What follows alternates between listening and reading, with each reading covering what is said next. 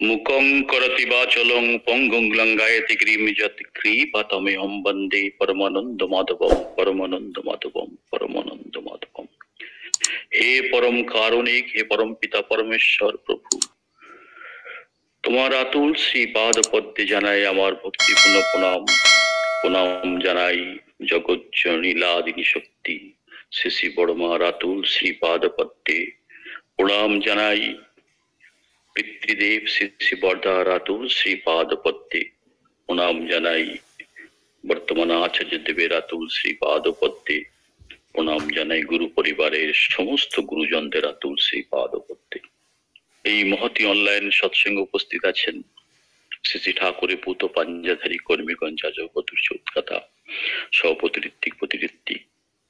উপস্থিত আছেন ভক্তিমতী মায়েরা, ছোট ছোট ভাইরা, বোনেরা, সাধুজন, গুরুজন, যে যেখানে যে অবস্থাতে, সবাইকে আমার শ্রদ্ধা আর আনন্দিত জয়গুরু এবং যথাস্থানে প্রণাম।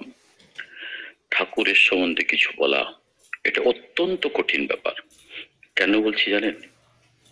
আমাদের বোধই যায়নি, ঠাকুর বোধটাই এতদিন ধরে জেগে ওঠেনি আমাদের মনে।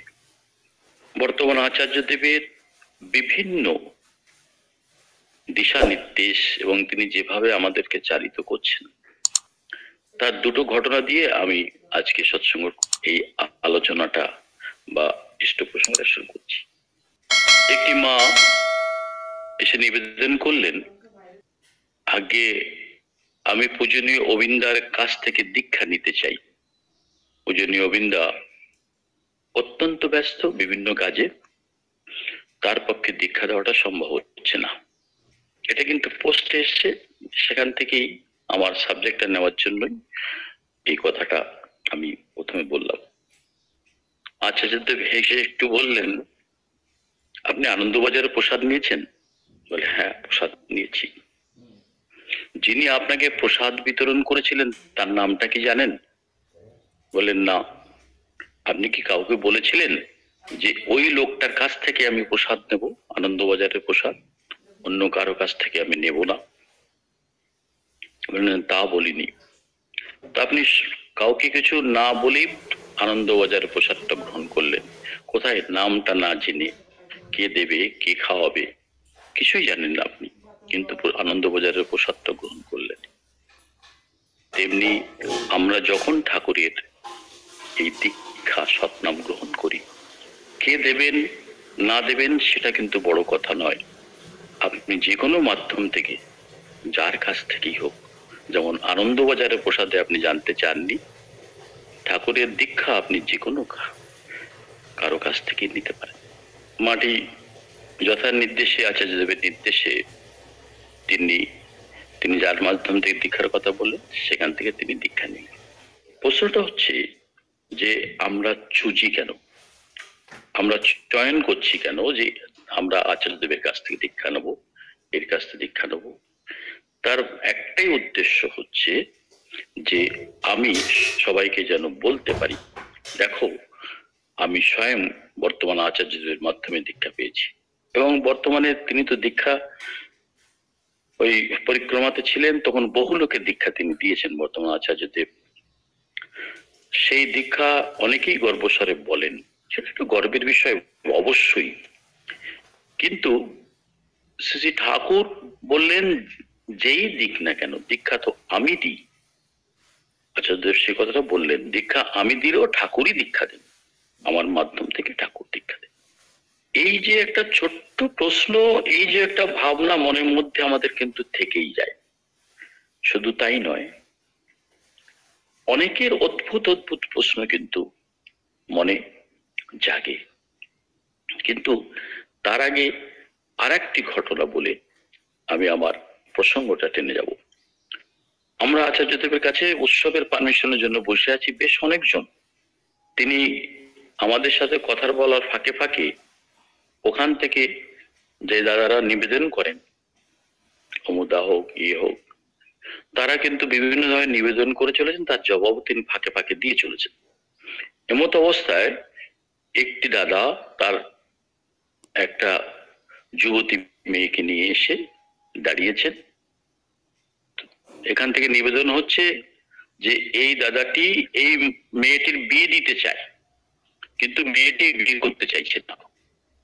সমস্যাটা হচ্ছে সেখানে। আচ্ছা, যে ওই মেয়েটির দিকে তাকিয়ে বললে, কিরে তোর বাবা তোকে বিয়ে দিতে চাই, বিয়ে করবি রে? বিয়েকে তো করতেই হবে, আজ করিস আর কাল করিস। আগে না, আমি পড়বো। আচার্য বললেন, ওর পড়বার ইচ্ছা, ও পড়ুক না, পিএইচডি করুক। ওই মেয়েটি কাচুমাচু হয়ে মাথা নাড়িয়ে বলছেন, তার আগেই কিছু নির্দেশ আরো দিলেন তিনি। বলেন, দেখ, বিয়ে তো তোকে করতেই হবে। যখন তুই শ্বশুর বাড়ি যাবি, লোককে এমন সেবা দিবি যে লোকে তোকে ছাড়া তাদের চলে না।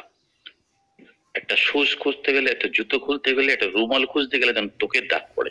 তুই প্রত্যেকের সেবায় এমন ভাবে সবাইকে আপ্লুত করে দিবি যে যেন সবাই তোকে ভালোবাসে, তোকে চায়। স্বাভাবিক কথা, তিনি এমনি ভাবেই নির্দেশ দিয়ে থাকেন। কিন্তু তার মধ্যে একটা অসাধারণ কথা বললেন, যেটা আমি চমকে গেছিলাম। তিনি বলছেন, এই তুই যেমন আছিস তেমনি থাকবি, বুঝলি তো? একটা ধমক দিয়ে বললেন, তুই যেমন আছিস তুই তেমনি। তো আমি অবাক হয়ে বলছি, আচ্ছা কি বলছেন? তাকিয়ে দেখি মেয়েটির মুখের দিকে, মেয়েটি মুখে অনেকটা পাউডার মেখেছে।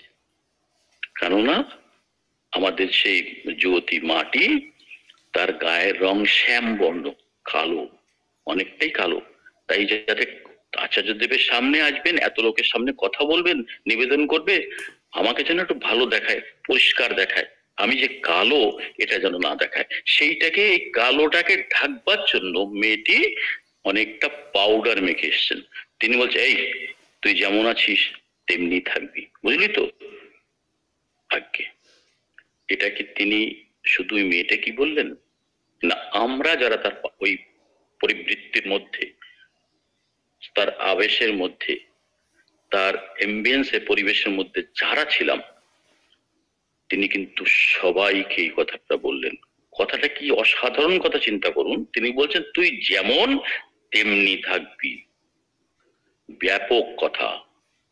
আমি যেমন তেমনি থাক, তার মানে এই পৃথিবীতে যার জন্ম হয়েছে, একটা গাছ পালা, পশু পাখি, তার একটা নির্দিষ্ট স্বকীয় বৈশিষ্ট্য আছে। সে কিন্তু সবার থেকে আলাদা। একটা গাছের হাজার হাজার লক্ষ লক্ষ পাতা, তার মধ্যে একটা পাতার একটা পাতার সাথে মিল নেই। তাই ঠাকুর সবসময় বললেন, এক আর এক হয়। মাস্টার কাছে মার খেয়েছেন, তিনি অঙ্ক শেখাচ্ছেন, এক আর এক 2 হয়, তিনি বলছেন না, এক আর এক হয়। তাহলে পৃথিবীতে যত মানুষ আছে, সে কালো হোক, সাদা হোক, সে যেমনই হোক না, যে বর্ণেরই হোক, সবাই কিন্তু স্বকীয় বৈশিষ্ট্যতে তিনি কিন্তু আলাদা সবার চাইতে। আর আমাদের উদ্দেশ্য হচ্ছে তাকে খুশি করা। তাকে খুশি করতে গেলে আমি যেমন, আমার যে স্বকীয় ভাব, বৈশিষ্ট্য, আমার স্বকীয় ভাব, তিনি তো বৈশিষ্ট্য পান। তার কথাটা, তার নির্দেশ অনুসারে আমরা চললেই আমরা কিন্তু উদ্ভাসিত হয়ে উঠি, উদ্বর্ধিত হয়ে উঠে, আমরা উদ্বর্ধনের পথে চলতে পারি। আমার জীবন চলনাটা তখন অন্যরকম রূপ নেয়। সেই আচার্যদেব সহজ ভাবে বললেন, তুই যেমন, মানে আমরা যেমন। এই সহজ হওয়াটা যে কত কঠিন, সেটা আমি প্রত্যেকটা মানুষ বুঝতে পারি।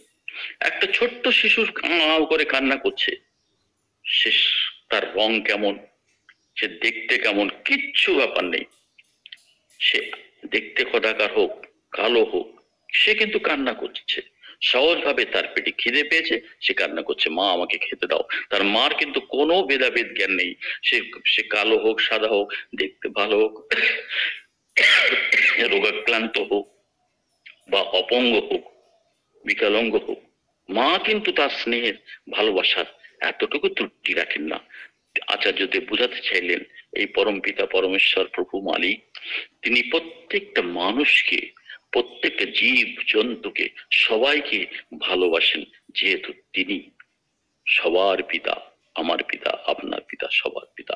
তাই ওই মেয়েটি, সে কালো হলেও তাকে যেমন ভালোবাসেন, একটা মেয়ে খুব সুন্দরী হলেও তাকে তেমনি ভালোবাসেন।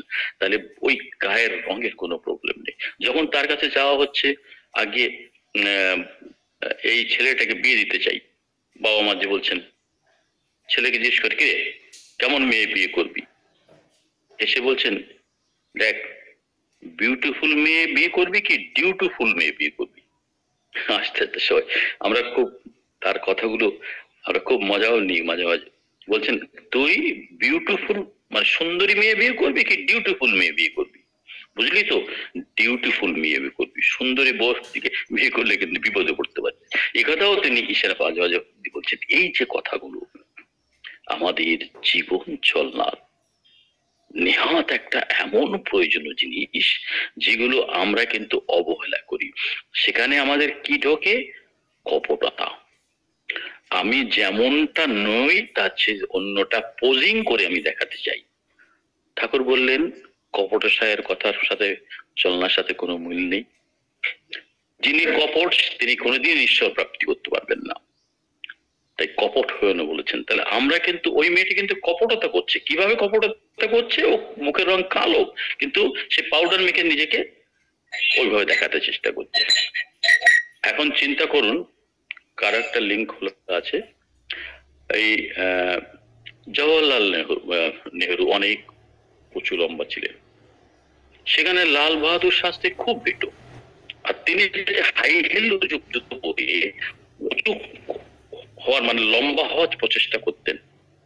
তাহলে কি তিনি লাল বাহাদুর শাস্ত্রী হতে পারতেন না?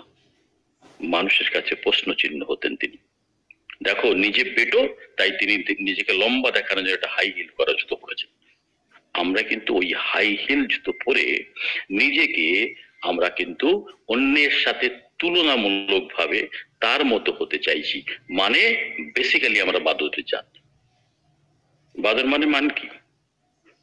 আচ্ছা, যদি বললেন আমরা এক অন্যকে দেখে নকল করি। একটা বাড়িতে বড় টিভি এসছে, তার মধ্যে আমার বাড়িতে একটা বড় টিভি চাই। কিন্তু সহজ ভেবে থাকাটা ঠাকুর শিখালেন। ঠাকুর আমাদের পথ নির্দেশ করছেন, সেই জিনিসটা আমাদের মনে করিয়ে দিচ্ছেন আচার্যদের। প্রত্যেক দিন আমাদের চলনাটা কেমন হওয়া উচিত। এই সহজ হওয়াটা হতে গেলে আমাদের এই যে আমাদের কর্ম প্রেরণাকে যারা রুদ্ধ করে, সেই অষ্টপাশ গুলো ঘৃণা, লজ্জা, ওই যে কি বলে, মান, অপমান, মোহ, দম্ভ, দেশ, বৈষণ্য, খলতা, ক্রূরতা, এই যে 8টা অষ্টপাশ আমাকে হামেশা বেঁধে রেখেছে, যা আমাকে নিরোধ করে রেখেছে, আমাকে বাড়তে দিচ্ছে না। তার কিন্তু মূলে রয়ে গেছে মন, আর সেই মনের মধ্যে যে শয়তানি বৃত্তিটা আছে সেটা আছে, তুই দেখ ওই ও কিন্তু দেখতে খুব লম্বা, তোকে একটা উঁচু হাই হিল জুতো পরে লম্বা হতে হবে, নাহলে ও সবাই তোকে বেটু বেটু বলবে। এই যে লোকে কি বলবে, এই চিন্তাটা আমার মাথায় এসে যাওয়াতে আমি কিন্তু পোজিং করছি। আমি যা তা না থেকে আমি আর একটা লোককে বোঝানোর চেষ্টা করছি, মানে কপটতা করছি। শুনতে খুব খারাপ লাগবে, আমি কোনো মায়ের নাম না নিয়ে বলছি, এই তুই চিন্তা করিস না, আমি ভালো ঋত্বিক এনে দেবো। ওনাকে ডেকেছিস কেন দীক্ষার জন্য? আমার মানে একদম একটা কারেন্ট কথা বলছি আপনাকে, ওই ঋত্বিকে কেন ডেকেছিস? ওই যে দীক্ষার কথা বললাম। আমরা কিন্তু এইভাবেও বলি ভালো ঋত্বিক, খারাপ ঋত্বিক। একজন লোক বলছে, কিন্তু সে তো ঋত্বিক, ঠাকুরের পুত পাঞ্জাধারী একজন কর্মী, তাকে একটা দায়িত্ব দেওয়া হয়েছে ঠাকুরের নাম শোনানো। তিনি যেমনই হোক না কেন, ঠাকুর দীক্ষা তো ঠাকুরই দেবেন। এই যে আমরা বিভেদ সৃষ্টি করি, ওই মেয়েটি কালো, এই জিনিসটা ফর্সা, এই মেয়েটা দেখতে ভালো, এই জিনিসটা লোকটা ভালো, এটা কিন্তু লোকের স্বভাব।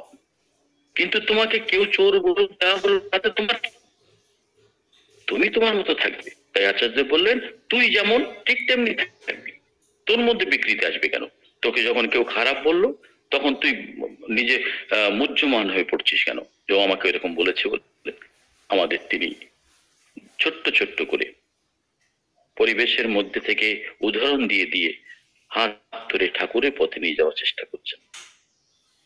এই প্রচেষ্টার মধ্যে তিনি একটা অসাধারণ জিনিস করেছেন, সেটা হচ্ছে যে পারস্পরিকতা বাড়ানো, একে অন্যের সাথে যাতে আমরা মেল মিলাপ করি, তার সাথে যোগাযোগ স্থাপনা করি, যেটা খুব ছিল। 1963 18 জানুয়ারি আমার দীক্ষা হয়েছিল, তখন আমাদের বাড়িতে সেই কমলদা, সেই আমার ঋত্বিক, মানে এমন ঋত্বিকের ইয়ে থাকতো তখন বাড়িতে প্রেসার, তখন আমরা মাছ মাংস খেতাম, তাদের জন্য আলাদা হাড়ি করতে হয়েছিল, আলাদা উনুন করতে হয়েছিল মাটি।